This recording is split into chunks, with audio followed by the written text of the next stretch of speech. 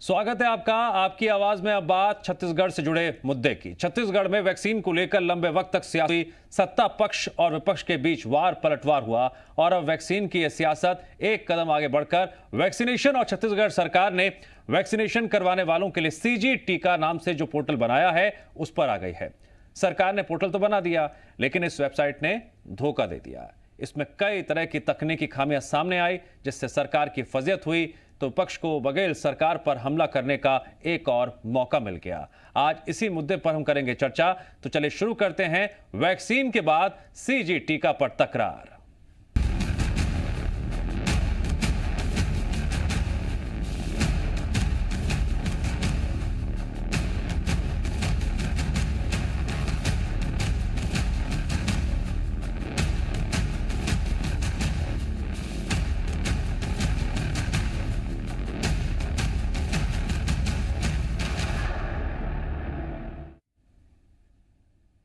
छत्तीसगढ़ में वैक्सीनेशन को लेकर सरकार लगातार विपक्ष के निशाने पर है। एक बार फिर पूर्व सीएम डॉक्टर रमन सिंह ने सरकार पर निशाना साधा।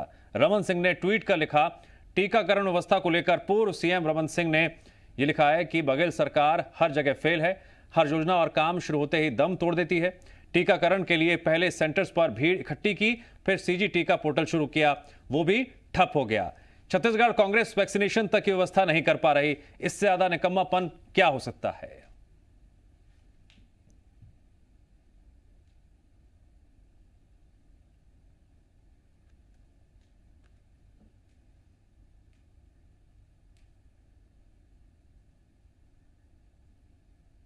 वैक्सीनेशन और टीका ऐप को लेकर पूर्व सीएम रमन सिंह ने ट्वीट कर बघेल सरकार पर हमला बोला, जिस पर सियासत शुरू हो गई। कांग्रेस ने कहा टीका ऐप को सुधार लिया गया है। कांग्रेस के मुताबिक रमन सिंह का काम ही सवाल उठाना है। वो बताएं केंद्र से मदद के लिए अब तक क्या पहल की, जिस पर पलटवार करते हुए बीजेपी ने कहा कांग्रेस सरकार हर मोर्चे पर फेल हो गई है। हालत यह है कि टीके के लिए 50 साल पहले का समय दिया जा रहा है।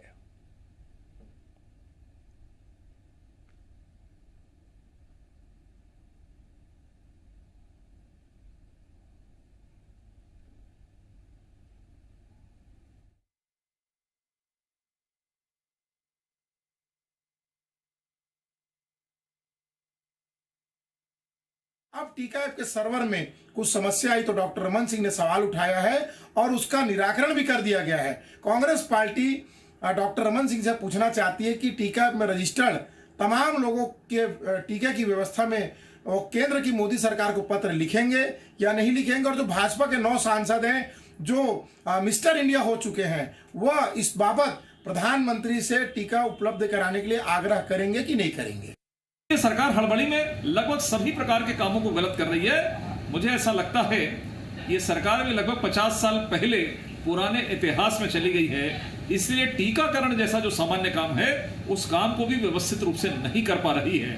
आज भी ऑनलाइन रजिस्ट्रेशन के बाद लोगों की कतारें देखने को मिल रही हैं और जिनका पंजीयन जिस स्थिति पर है वो भी खाली हाथ अपने घर वापस जा रहे हैं। इस सरकार को न तो समझ है, न इस सरकार को क्रियान्वयन करने की कोई चीजें मालूम है। मुझे लगता है कि सरकार को इस ओर ध्यान देने की आवश्यकता है। जी हां, वैक्सीन से लेकर वैक्सीनेशन तक और अब सीजी टीका ऐप तक सियासी तकरार लगातार बरकरार है और इसी मुद्दे पर आज आपकी आवाज में हम चर्चा करने जा रहे हैं। हमारे साथ 2 खास मेहमान जुड़ेंगे। हमारे साथ कांग्रेस प्रवक्ता रमेश वल्यानी जुड़े हैं। रमेश जी, मैं आपका स्वागत करता हूं आपकी आवाज में, और बीजेपी के प्रवक्ता अनुराग सिंहदेव जी भी हमारे साथ इस चर्चा में जुड़ गए हैं। सबसे पहला सवाल रमेश जी मेरा आपसे है। रमेश जी, स्वास्थ्य मंत्री टीएस सिंहदेव कहते हैं कि सीजी टीका ऐप तो बच्चा ऐप है, लेकिन जब कोई भी इसमें रजिस्ट्रेशन कराता है तो स्लॉट उसे 50 साल पुराना मिलता है। सर, क्या गड़बड़ हो गई? देखिए, मैं आपको बता दूं कि केंद्र सरकार ने पहले ये कहा कि 18 प्लस वालों को जब वैक्सीन लगाई जाएगी तो उसका रजिस्ट्रेशन आप आरोग्य ऐप पर या कोविन ऐप पर या उमंग ऐप पर करा सकते हैं। लेकिन नतीजा क्या निकला? 1 ही साल में वो ध्वस्त हो गया। पूरे देश भर के लोग परेशान हुए। उसके बाद मजबूर होकर हमको छत्तीसगढ़ का नया ऐप बनाना पड़ा, सीजी टीका। तो निश्चित रूप से बहुत जल्दबाजी में एक ऐप बना है। उसमें प्रारंभिक कुछ तकनीकी प्रॉब्लम आ सकते थे, वो आए, उसको सुधार लिया गया है। इसमें ऐसी कौन सी बात होगी जिसमें उसमें पूर्व मुख्यमंत्री रमन सिंह जी टीका टिप्पणी कर रहे हैं। दरअसल हो क्या रहा है, छत्तीसगढ़ के भारतीय जनता पार्टी के नेता 2018 की पराजय से अभी तक उबर नहीं पाए हैं, इसलिए उस फ्रस्ट्रेशन में आए दिन कोई न कोई इस तरह का अनर्गल आरोप लगाते रहते हैं। उनको मूल मुद्दे पर ध्यान देना चाहिए, उनको केंद्र सरकार से सवाल करना चाहिए कि जब आपको मालूम है कि महामारी की दूसरी लहर आने वाली है तो आपने देश में पर्याप्त वैक्सीन की व्यवस्था क्यों नहीं की। रमन सिंह जी और बीजेपी नेताओं को चाहिए कि वह केंद्र सरकार से मांग करें कि छत्तीसगढ़ में जितनी वैक्सीन की जरूरत है उतनी उपलब्धता करवा दें। उस काम को नहीं करके अनर्गल आरोप प्रत्यारोप की राजनीति कर रहे हैं, ये किसी भी दृष्टि से उचित नहीं। ठीक है अनुराग सिंह देव जी, अब कांग्रेस का पक्ष यह है कि तकनीकी खामी थी जिसे दूर कर लिया गया है, उस सुधार कर लिया गया है, और फिर ये हालात क्यों देखने को मिल रहे हैं कि आप इस तरह से लगातार बयान पर बयान दे रहे हैं। वो ये भी कह रहे हैं कि आप बहुत तनाव में हैं, फ्रस्ट्रेशन है, इसीलिए आप इस तरह से सियासत कर रहे हैं। देखिए वल्याणी जी तो बहुत वरिष्ठ नेता है कांग्रेस के, और कई सरकारों में, पहले कांग्रेस की सरकारें थी उससे भी वो काफी नजदीक से जुड़े रहे हैं। लेकिन शायद उनको भी ये ध्यान में आ रहा होगा कि किस प्रकार की अव्यवस्था इस भूपेश बघेल जी की सरकार में चल रही है। और मैं वल्याणी जी को बहुत स्पष्ट रूप से एक जानकारी देना चाहता हूं कि देखिए जो फर्स्ट फेज का वैक्सीनेशन हुआ है, जिसमें 44 से 45 से ऊपर का जो फ्रंट लाइन वॉरियर्स का वैक्सीनेशन होना था, उसमें प्रथम दौर में यदि हम देखें तो लगभग 58 लाख से अधिक वैक्सीनेशन हुए, और बहुत स्मूथली वो प्रक्रिया चली है छत्तीसगढ़ में भी, और देश भर में चली, उसमें कोई विवाद की स्थिति नहीं थी। और अब सेकेंड डोज लगना है, तो मैं आपको बताना चाहता हूं कि सेकेंड डोज अभी तक सिर्फ 10 लाख लगी। अब जब स्थितियां निर्मित हुई कि 18 से ऊपर का वैक्सीनेशन राज्य सरकार को करना है, तो राज्य सरकार के हाथ पांव फूलने लगे, और उसके बाद नए नए प्रकार के इनके जो एजेंडे थे वो सामने आए, जिसमें एक बार नेगोशिएशन की बात आई, फिर यहाँ की सेंट्रल गवर्नमेंट दे दे वैक्सीन, फिर कहा कि भाई हम इसमें आरक्षण करेंगे, फिर हाई कोर्ट ने इनको फटकार लगाई, फिर ये कहा कि कोविन ऐप जो चल रहा है उसमें हम नहीं कराएंगे, हम अपना अलग टीका अलग एक पोर्टल बनाएंगे सीजी ऐप। तो आज की तारीख में अव्यवस्थाएं यदि पैदा हो रही हैं तो 18 से लेकर 44 के वैक्सीनेशन में हो रही है, और इस अव्यवस्थाओं के मद्देनजर ये पहला नहीं, लगातार शुरू से अव्यवस्थाओं का दौर चले आ रहा है, जिसके लिए पूरे तरीके से छत्तीसगढ़ की कांग्रेस की सरकार जवाबदार है, और इसको मानना चाहिए, स्वीकार करना चाहिए। ठीक है रमेश जी, यहाँ पर कांग्रेस बीजेपी का आरोप यह है कि आप जो भी योजना लेकर आ रहे हैं वो फेलियर साबित हो रही है, फिर आप केंद्र सरकार पर दोष मढ़ते हैं, विपक्ष पर दोष मढ़ते हैं, लेकिन अपनी गलती नहीं मानते। ये बीजेपी का आरोप है। अलग बात है, तथ्यों में बात करें ना, क्या ये सही नहीं है क्या 18+ के लिए जो ऐप तैयार किया केंद्र सरकार ने वो फ्लॉप हो गया, बच हो गया, ये सही नहीं है क्या? तो कभी तो अब बीजेपी के नेताओं ने कभी केंद्र सरकार में सवाल तो उठाया नहीं आपने कभी भी, तो इस सवाल उठाने से क्या फायदा? छत्तीसगढ़ में 45+ वालों का भी टीकाकरण अच्छा हुआ है, और मैं बता दूं आज के आंकड़े जो मेरे पास आए हैं, 45+ वालों को 65,38,000 लोगों को। लेकिन रमेश जी फिर यहाँ पर एक सवाल खड़ा होता है कि आपके आंकड़े इतने दुरुस्त हैं, व्यवस्थाएं इतनी दुरुस्त हैं, फिर जल्दबाजी में आपने ऐप कैसे लॉन्च कर दी? ये देखिए, ऐप जो लॉन्च हुआ है उसमें जो तकनीकी खामी आई थी वो दूर हो गई है, और छत्तीसगढ़ की हेल्थ सर्विस। नहीं सर, ये मैं नहीं कह रहा हूं, ये आपने खुद कहा कि जल्दबाजी में ऐप को लॉन्च कर दिया था, मंत्री जी भी कह रहे हैं, आप भी ये कह रहे हैं, तो मैं वही कह रहा हूं कि जब प्रबंधन इतना स्ट्रांग है, इतना मजबूत है, तो फिर जल्दबाजी क्यों? देखिए जल्दबाजी नहीं है, ये देखिए तकनीकी मामला है। ऐप तैयार किया बहुत कम समय में, और जब प्रयोग होता है, जब उसमें खामियां आती है सुधार लिया जाता है, ये टेक्निकल चीजें हैं जी। वो जो टेक्निकलिटी में त्रुटियां थी उसको सुधार लिया गया है, अब वो ऐप काम कर रहा है।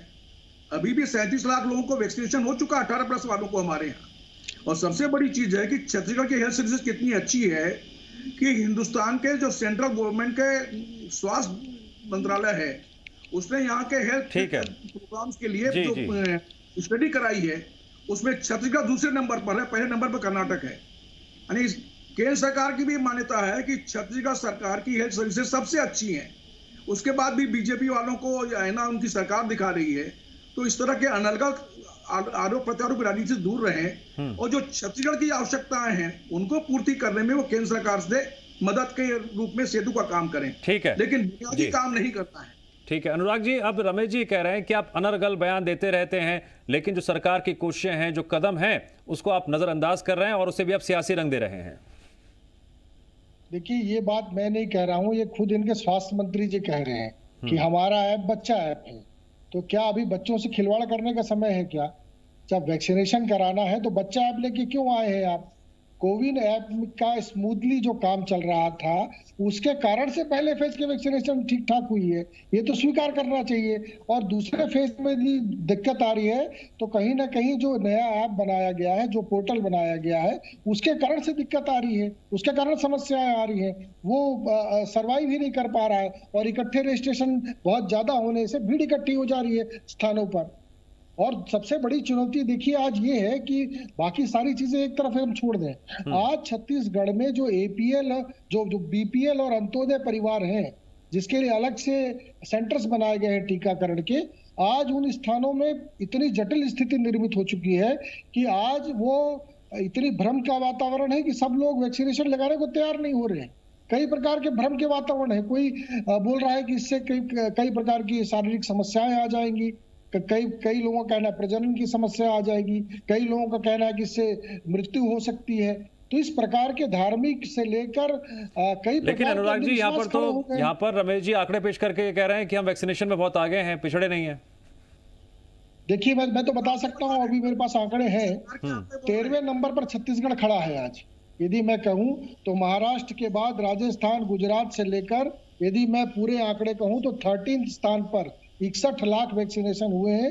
सबसे ज्यादा वैक्सीनेशन 1,99,00,000 महाराष्ट्र में हुए हैं। मेरे पास इंडेक्स है बराबर कि आप कहाँ खड़े हुए हैं। और आज मैंने कहा आपको, इसीलिए मैं आरंभ में कहा कि सेकेंड डोज सिर्फ 10 लाख लोगों को छत्तीसगढ़ में लगी है, सिर्फ 10 लाख लोगों को। रमेश जी, अनुराग जी आपको आंकड़ों को लेकर घेर रहे हैं और ये बता रहे हैं कि आप जो बात कर रहे हैं वो निराधार है, हकीकत कुछ और है। उनका ये भी सवाल है कि बिना तैयारियों के आपने ऐप लॉन्च कर दिया, अब जिससे क्या है कि भ्रम की स्थिति और ज्यादा बढ़ गई है, कम नहीं हुई है बल्कि वो और बढ़ गई है लोगों के बीच। मैं अनुराग जी को बता दूं कि 45 प्लस वालों में जो दोनों डोज के जो वैक्सीनेशन हो चुके हैं वो है 65,38,000। अनुराग जी, ये चैलेंज करता हूं मैं आपको, गलत आंकड़े मत दीजिए। और 18 प्लस के लिए आप कह रहे हैं, आज के आंकड़े हैं, आज के नेशनल आंकड़े 61 लाख के छत्तीसगढ़ के टोटल 61 लाख के आंकड़े हैं वालियानी जी। जो आप देख लीजिए, 18 प्लस में राष्ट्रीय स्तर पर जारी हुआ है आज, और रोज होता है सुबह, आप रोज देख सकते हैं उस आंकड़े को। आप ये आईसीएमआर के आंकड़े बता रहा हूं मैं आपको, 61 लाख के आंकड़े हैं छत्तीसगढ़ के आज की तारीख में। केंद्र सरकार की कोई वैक्सीनेशन की पॉलिसी नहीं है और हिंदुस्तान एक ऐसा देश है जहां दुनिया के किसी देश में ऐसी व्यवस्था नहीं पाएंगे कि वैक्सीनेशन की कीमतों में भी अंतर है। केंद्र सरकार 150 रुपए में लेगी। नहीं रमेश जी, एक तरफ आप केंद्र सरकार पर सवाल उठाते हैं, दूसरी तरफ मुख्यमंत्री प्रधानमंत्री से फोन पर बातचीत भी करते हैं और जो दिक्कतें हैं उस पर बात करते हैं और उन्हें आश्वासन भी मिलता है कि हम उन समस्याओं पर विचार करेंगे। ये बात सही है। देखिए, एक तो बुनियादी चीज ये है, केंद्र सरकार ने वैक्सीनेशन की कोई पॉलिसी बनाई नहीं सर, केंद्र सरकार ने पॉलिसी बनाई नहीं, आपने जो पॉलिसी बनाई वो भी फेल हो रही है। कम से कम जो ऐप के माध्यम से आपने एक नया रास्ता चुना था, उसको लेकर भी स्वास्थ्य मंत्री का बयान सबने सुना समझा, फिर उसे कैसे समझाएंगे आप? स्वास्थ्य हिंदुस्तान में आज तक आजादी के बाद करना चाहता हूँ, एक प्रश्न का उत्तर दे दें इस डिबेट को आगे बढ़ाने से पहले। ये केंद्रीकृत पॉलिसी बनती है, अखिल भारतीय स्तर की नीति बनी। नहीं सर, सीजी टीका ऐप में केंद्र की पॉलिसी कहां से बीच में आ गई? मैं सिर्फ एक प्रश्न करना चाहता हूं। जो होता है वो केंद्रीकृत होता है, दुनिया के सब देशों में केंद्रीकृत होता है, केवल हिंदुस्तान एक ऐसा देश है। नहीं सर, मेरा सवाल यह है कि सीजी टीका ऐप में केंद्र की पॉलिसी कहां से बीच में आ गई? केंद्र सरकार से संभला नहीं तो राज्यों पे शिफ्ट कर दिया ड्यूटी को, और आपने वैक्सीन की व्यवस्था की है नहीं। 18 प्लस की घोषणा करने के पहले वैक्सीन की उपलब्धता तो तय कर लेनी चाहिए थी आपको। वैक्सीन उपलब्ध नहीं है और आपने घोषणा तो कर दी। तो केंद्र सरकार अपनी जिम्मेदारियों पर निर्वहन सर, आप मेरा सवाल समझे नहीं। मेरा सवाल यह था कि सीजी टीका आपने लॉन्च किया, इसमें केंद्र की पॉलिसी कहां से आड़े आ रही थी? नहीं, आड़े वाली बात नहीं कर रहा हूं मैं। पूरा वैक्सीनेशन का सिस्टम इसलिए बिगड़ा है कि केंद्र ने कोई नीति बनाई नहीं। 45 प्लस का जैसे कर रहे थे वैसे ही आपको 18 प्लस का भी वैसे ही करना चाहिए था। आपने जिम्मेदारी से निर्वहन करने से इनकार किया और राज्यों पे थोप दिया। ऐसा दुनिया में कहीं हुआ है क्या? तो अपने मतलब आप ये कह रहे हैं कि आप पर इतना दबाव था, उस दबाव में आपने जल्दबाजी में ये ऐप लॉन्च कर दिया और गलती हो गई इसलिए? नहीं, गलती नहीं है। अपने गिरेबा में झांकना चाहिए। पहले टीकों की व्यवस्था कर लेनी चाहिए थी, उसके बाद घोषणा करनी चाहिए थी। पहले तो मान ही नहीं रहे थे। एक केंद्र सरकार की लापरवाही का नतीजा ये है कि आज हमारे यहाँ ऑक्सीजन की कमी से लोग मर गए, दवाइयों का अभाव में लोग मर गए। अनुराग जी, अब रमेश जी शिकायत कर रहे हैं कि आप हर बात का ठिकरा राज्य सरकार पर फोड़ देते हैं, लेकिन गलती हमारी नहीं है, ये केंद्र सरकार की नीतियों के फेलियर होने की वजह से ऐसे हालात पैदा हुए। देखिए, मैं तो वालियानी जी से सिर्फ एक प्रश्न करूंगा, यदि उसका उत्तर वो दे दे तो मैं मान जाऊंगा कि वो जो बोल रहे हैं वो सही है। पहला ये है कि फर्स्ट फेज का जब वैक्सीनेशन चल रहा था तो कोविन पोर्टल था कि नहीं केंद्र सरकार का, एक, और दूसरा छत्तीसगढ़ में पहले फेज में स्मूथली वैक्सीनेशन हुई कि नहीं बिना विवाद के, ये बता दें, क्योंकि उनकी सरकार ने ही वैक्सीनेशन कराया था। भले ही टीका सेंट्रल गवर्नमेंट ने दिया था लेकिन वैक्सीनेशन इनके सरकार ने ही कराया था, इसलिए ये दोनों यदि स्मूथ चली है तो व्यवस्था ठीक थी। और अभी जब आपने अपना पोर्टल लॉन्च किया और आपकी जब बारी आई तो अव्यवस्था है कि नहीं ये स्वीकार कर लें। दूसरी बात, जो ये वैक्सीनेशन की बात कर रहे हैं, 12 राज्यों ने ग्लोबल टेंडर लगा दिया। छत्तीसगढ़ ने अभी तक 17 करोड़ रुपया दिया है वैक्सीनेशन कंपनियों को, वो भी लोकल दोनों, कोविशील्ड को और कोवैक्सीन को। लेकिन वैक्सीनेशन की आपूर्ति के लिए 12 राज्यों ने ग्लोबल टेंडर कर दिया। ये स्थानीय जो कंपनीज थी उनको भी ऑर्डर देने में पूरी तरीके से ये राज्य सरकार सक्षम नहीं रही है, इसलिए वैक्सीनेशन में फेलियर है। और इसीलिए बीजेपी ने डॉक्टर रमन सिंह जी ने ये प्रश्न उठाया है और बिल्कुल वाजिब प्रश्न है, इसका उत्तर कांग्रेस की सरकार या उनके प्रवक्ता के पास नहीं है। सर ठीक है, रमेश वालियानी जी। सर वैक्सीनेशन का जो पहला चरण, उनका सवाल सुन लीजिए सर। उनका सवाल यह है कि तर्क ये है आपके बयान पर कि जो पहला फेज था वैक्सीनेशन का उसमें तो कोविन के तहत ही रजिस्ट्रेशन हुआ, फिर दूसरे फेज में, फिर तीसरे फेज में दिक्कत क्यों आई और ऐसी नौबत क्यों आई कि आपको नया ऐप लॉन्च करना पड़ा? देखिए, मैं एक चीज बता दूं कि पहले के ऐप में भी जो कमियां थी उसको दूर किया गया था केंद्र सरकार द्वारा। उसके बावजूद राज्य सरकार ने जो वैक्सीनेशन सेंटर पे लोग डायरेक्ट भी आ जाते थे बिना ऐप के भी, उनको भी वैक्सीनेशन का कार्य उनको किया गया है, स्पॉट रजिस्ट्रेशन करके किया गया है। और अभी भी जो हमारा ऐप है सीजी टीका, उसमें यह भी व्यवस्था है कि कोई सेंटर में आ जाता है तो उसका भी रजिस्ट्रेशन करके उनको वैक्सीनेशन किया जाता है। आप ग्लोबल टेंडर की बात करें अनुराग जी, ये शर्म की बात आनी चाहिए, केंद्र सरकार को शर्म आनी चाहिए कि राज्यों को ग्लोबल टेंडर करना पड़े। केंद्र की जवाबदारी थी वो ग्लोबल टेंडर करते, एक वैक्सीन की कीमत एक तय करते और सब राज्यों को दे देते। यदि आपको पैसा देना नहीं था, जबकि 35,000 करोड़ रुपया केंद्र सरकार ने बजट में वैक्सीनेशन के रखा है, उस 35,000 करोड़ की घोषणा बजट में की एक वित्त मंत्री ने, उसके बावजूद भी आपने वैक्सीनेशन का बोझ डाला राज्यों पर। चलिए, वो भी हमको स्वीकार है, लेकिन वैक्सीनेशन की उपलब्धता सेंट्रलाइज लेवल करते और राज्यों से पैसा ले लेते। अपनी जिम्मेदारी का निर्वहन तो कर नहीं रहे हैं, एक मामूली ऐप की जो तकनीकी त्रुटि आई है उस पर सवाल खड़ा कर रहे हैं। ये शर्मनाक बात है भाई, शर्म करिए कुछ इस मामले में। ठीक है अनुराग जी, रमेश जी कह रहे हैं कि आप विपक्षी पार्टी हैं, अपनी जिम्मेदारी का निर्वाह तो नहीं कर रहे हैं और बेवजह ऐसे मुद्दों को बार बार लाकर आप सरकार को घेरने के तहत बस सियासी वार करते रहते हैं।